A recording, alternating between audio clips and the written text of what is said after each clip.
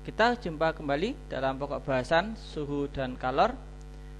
Pada pokok bahasan ini secara spesifik kita akan belajar bagaimana kalor itu akan mengalami perpindahan dari zat satu ke zat yang lain. Perpindahan kalor atau transfer kalor ini dapat digunakan sebagai indikator bahwa kalor berpindah dari suhu yang lebih tinggi menuju suhu yang lebih rendah. Perpindahan kalor atau serah terima kalor ini dipelajari secara khusus melalui suatu konsep, yaitu asas Black.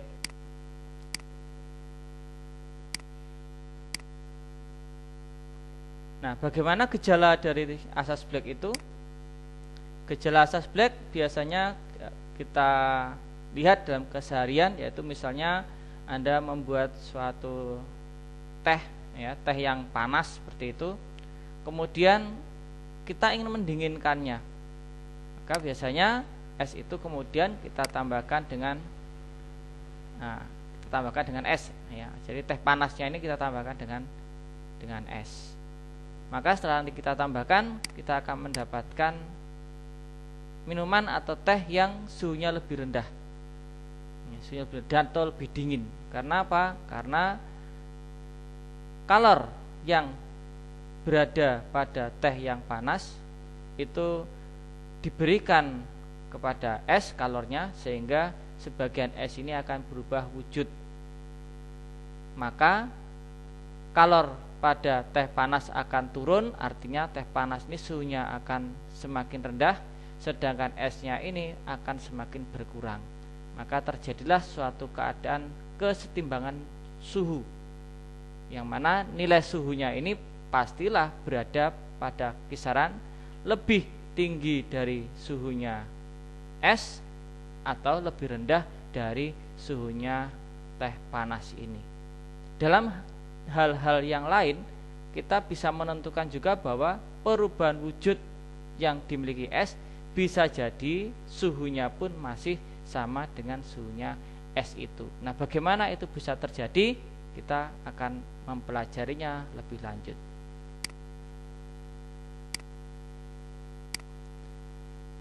Asas Black merupakan asas tentang serah terima kalor sebagai proses termodinamika. Jadi ini ada proses termodinamika, yaitu proses yang terkait dengan perpindahan kalor. Kaitan termodinamika akan kita pelajari setelah konsep atau bab suhu dan kalor ini. Jadi setelah subbab ini kita akan belajar tentang apa itu termodinamika. Telah Anda ketahui bahwa benda yang bersuhu tinggi itu akan melepas kalor dan benda yang bersuhu rendah akan menerima kalor.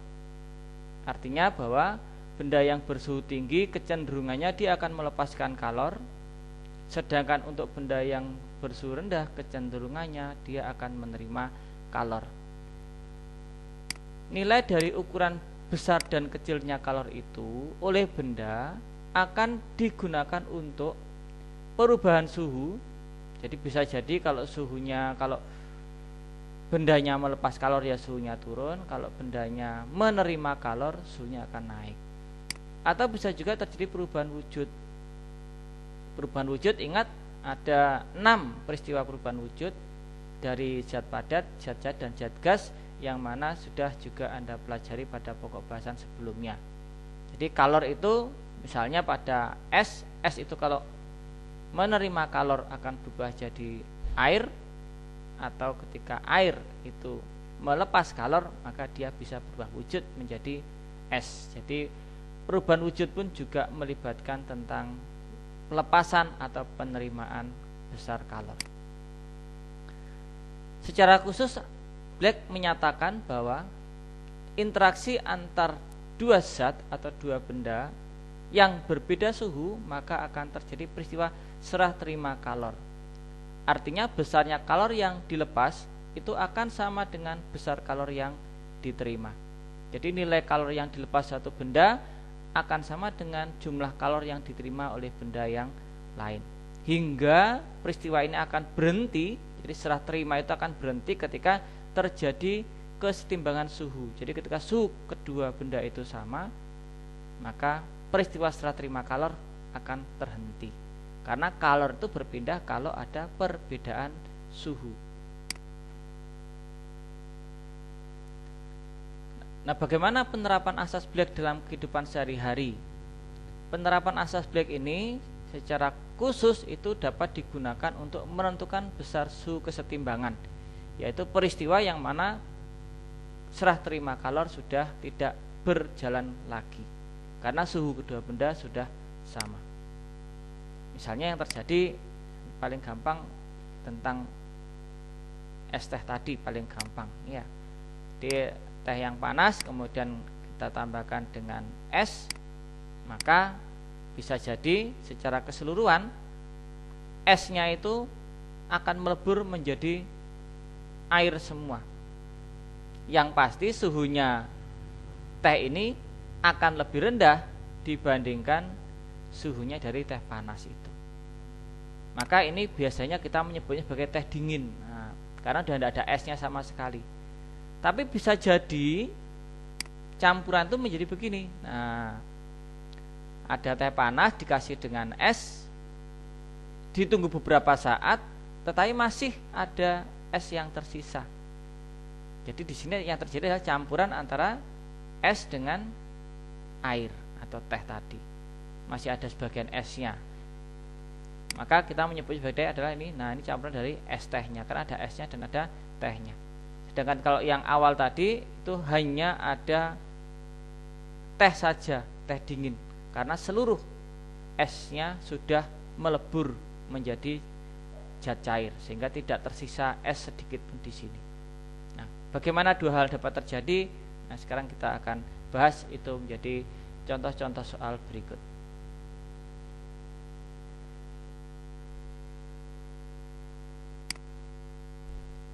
Contoh soal yang pertama, bila logam memiliki kapasitas kalor 200 kalori per derajat Celcius dan bersuhu 80 derajat Celcius, logam kemudian direndam ke dalam air. Jadi logamnya direndam ke air. Suhu air awalnya itu 10 derajat Celcius dan air ini punya massa 100 gram.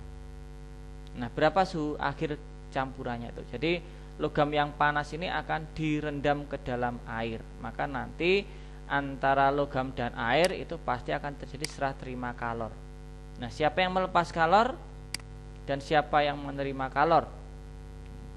Yang melepas kalor adalah yang suhunya lebih tinggi pasti. Maka bola logam itu yang akan melepas kalor karena suhunya lebih tinggi.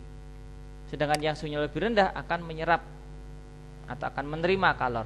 Maka air sebagai zat yang akan menerima kalor. Jumlah kalor yang dilepas itu harus sama dengan yang diterima, konsep asas Black. Menghitung kalor pada zat padat kita menggunakan nilai kapasitas, karena yang diketahui kapasitasnya ini, yang diketahui adalah kapasitasnya. Kapasitasnya diketahui. Maka kita menggunakan persamaan kapasitas. Sedangkan pada air ya, kita menggunakan konsep MC delta T. Kenapa? Karena di sini dua-duanya hanya mengalami perubahan suhu saja. Hanya perubahan suhu saja. Jadi logamnya ya wujudnya tetap, airnya juga tetap zat cair. Hanya terjadi perubahan suhu. Maka kita gunakan konsep perubahan suhu. C kali delta T dan MC kali delta T. Untuk yang melepas terjadi penurunan, maka perhatikan di sini adalah suhu awal dikurangi suhu akhir, karena suhu akhirnya pasti yang lebih rendah karena melepas kalor. Dengan yang menerima itu suhu akhirnya pasti lebih tinggi, sehingga kita dapatkan T-nya akhir dikurangi dengan T-nya awal. Jadi harus diperhatikan di sini, kalau melepas ya, kita selalu menggunakan suhu tinggi dikurangi suhu rendah. Jadi selalu kita gunakan konsep suhu tinggi dikurangi suhu rendah. Maka kalau yang melepas suhu dikurangi suhu akhir, kalau yang menerima suhu akhir dikurangi suhu awal. Setelah ini kita selesaikan, kita dapatkan suhu akhir dari keduanya adalah 50 derajat Celcius.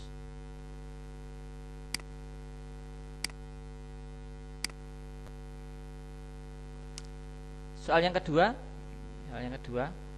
Sekarang bagaimana kalau campurannya antara air ya dengan suatu logam, tetapi yang diketahui adalah suhu akhirnya. Jadi setelah air dan logam itu dicampurkan atau logamnya direndam ke air, suhu akhirnya 25 derajat Celcius.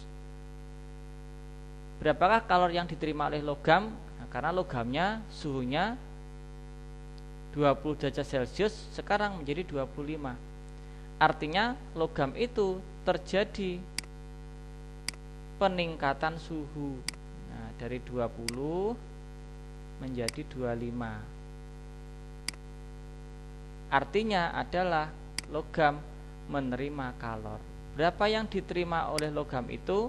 Kita menggunakan konsep hukum Black bahwa zat yang melepas pastinya suhunya tinggi, yaitu air, yang menerima yang suhunya rendah, yaitu logam itu. Maka kalor yang diterima sama dengan kalor yang dilepas.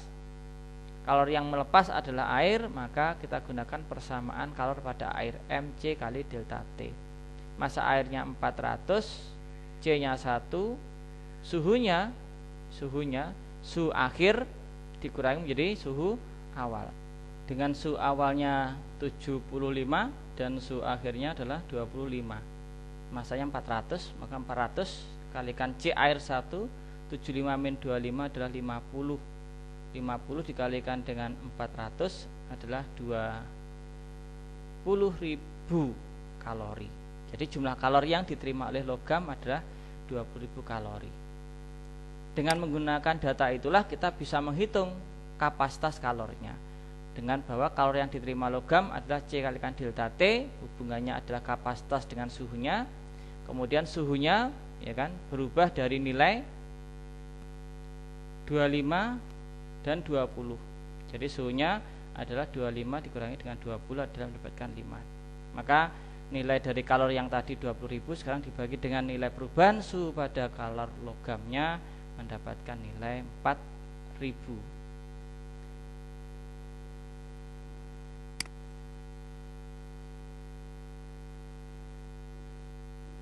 Sekarang kita akan melihat bagaimana kalau percampurannya terjadi antara air dengan es. Karena kita tahu es itu bisa mengalami perubahan wujud ya kan, dari padat menjadi cair atau cair menjadi padat. Jadi sekarang kita lihat bagaimana jika peristiwa asas Black terjadi untuk perubahan wujud. Kita memiliki air ya, suhunya 40 dengan massa 400. Kemudian kita akan memasukkan es, suhunya 0 derajat Celcius. Jadi esnya itu wujudnya padat tapi suhunya 0 derajat Celcius. Setelah beberapa saat air yang suhunya 40 itu berubah menjadi suhunya 10 derajat Celcius. Suhunya turun. Nah, berapa banyak es yang ditambahkan? Kita tentukan dulu dua komponen ini. Yang melepas kalor siapa, yang menerima kalor siapa. Maka yang melepas ada yang suhunya tinggi, air, yang menerima yang suhunya rendah yaitu es. Maka jumlah kalori yang diterima sama dengan kalori yang dilepas. Artinya jumlah yang dilepas itu adalah miliknya air. Maka ini Q lepasnya, kita hitung Q lepasnya. Q lepasnya adalah Mc delta T. Jadi Mc delta T itu adalah menghitung Q lepasnya, yang mana Q yang dilepas sama dengan Q yang diterima. Jadi kita hitung Q lepasnya. Mc delta T, massa airnya 400, C-nya adalah 1, dan suhunya berubah dari nilai 40 ke suhu 10. Dalam hal ini ya, bahwa es itu mula-mula suhunya 0 derajat Celcius. Kemudian dia menjadi suhunya adalah 10 derajat Celcius.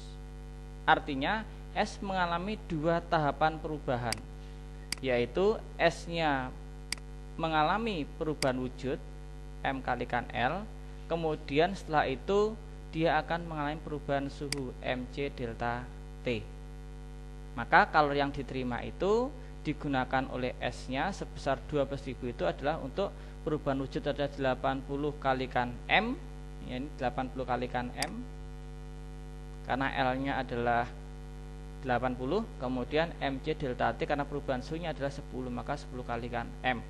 Maka mendapatkan nilai 12.000 dibagi dengan 90 yaitu 133,33 gram. Artinya es yang ditambahkan di sini sebanyak 133 gram mendapatkan campuran dari es dan air seluruhnya menjadi air suhunya 10 derajat Celcius.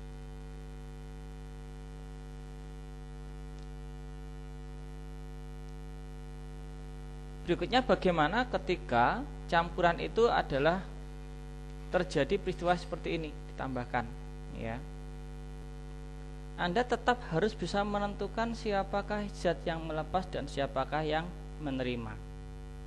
Maka air melepas kalor dan yang esnya adalah yang menerima kalor.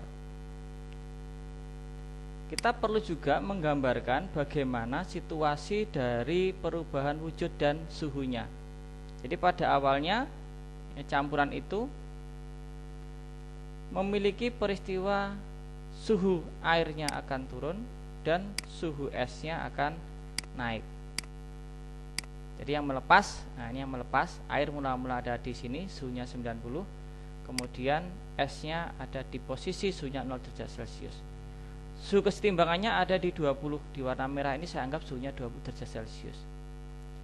Berarti kalau kita lihat secara grafik, kita akan lihat pergeseran grafiknya, bahwa airnya suhunya akan turun, sedangkan esnya dia akan melebur, setelah melebur suhunya akan naik.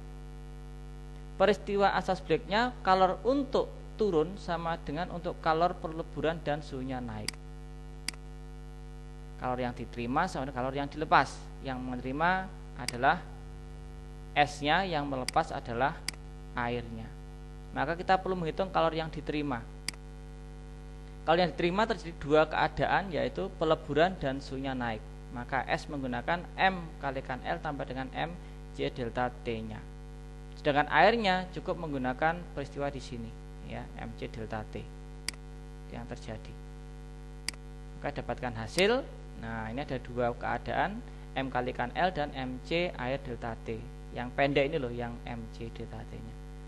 Dengan LS-nya 80, kita dapatkan massa S-nya adalah 35 gram yang perlu kita tambahkan supaya terbentuk air yang suhunya 20 derajat Celcius.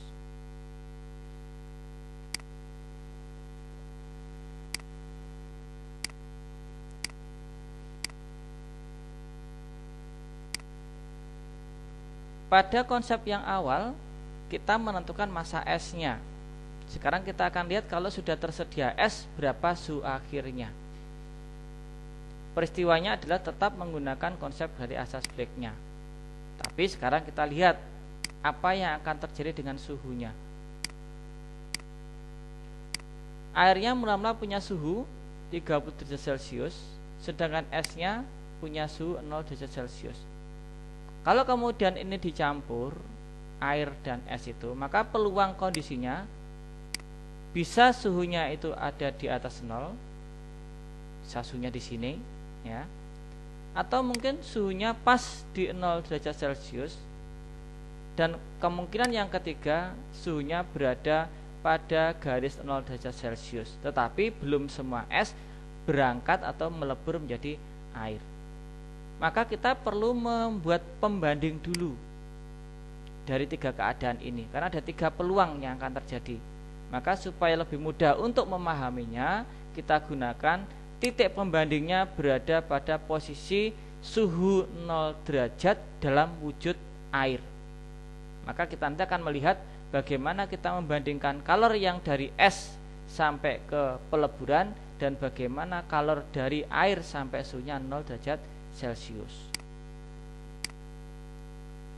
Dengan menggunakan titik banding tadi, titik banding, maka posisinya adalah air akan melepas kalor hingga suhunya 0 dan es akan melebur seluruhnya menjadi air. Kita akan lihat kalornya itu bagaimana nilainya.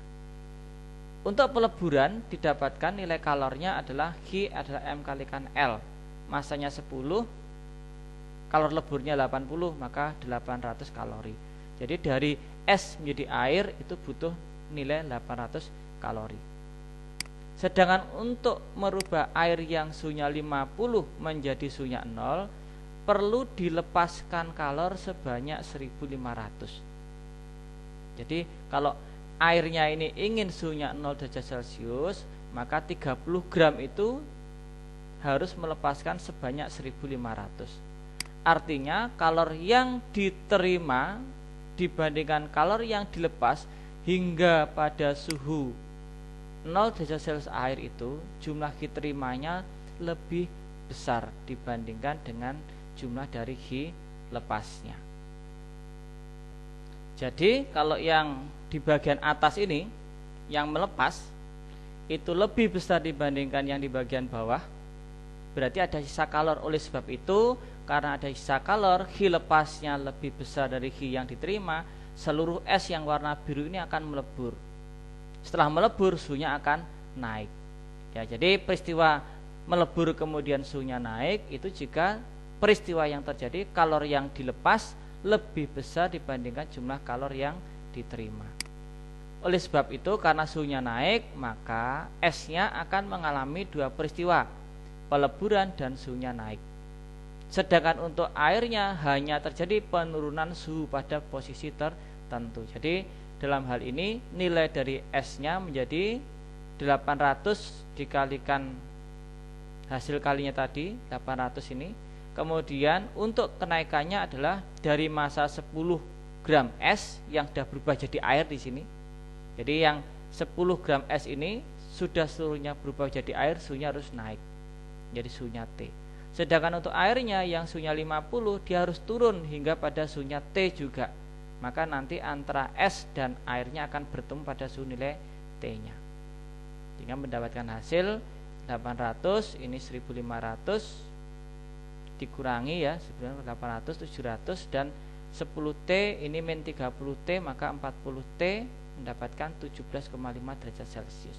Maka suhu campurannya adalah 17,5 derajat Celcius.